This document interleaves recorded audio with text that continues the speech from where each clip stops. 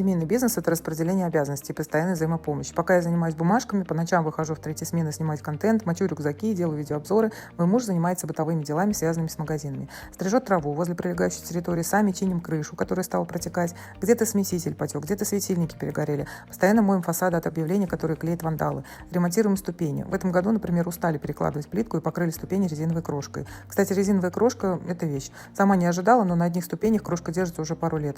Главное делать все по технологии. Из плюсов не скользкое, долговечное. Из минусов мы их пока не видим. Ну а сейчас нам предстоит решить еще одну важную проблему с интернетом. Да, из-за того, что его периодически глушат, все чаще не работают телефоны, кассы и 1С тоже. А сложности есть, потому что в некоторые наши здания, где находятся магазины, провести проводной не так-то просто. Но это наша реальность, и мы будем обязательно что-то придумать.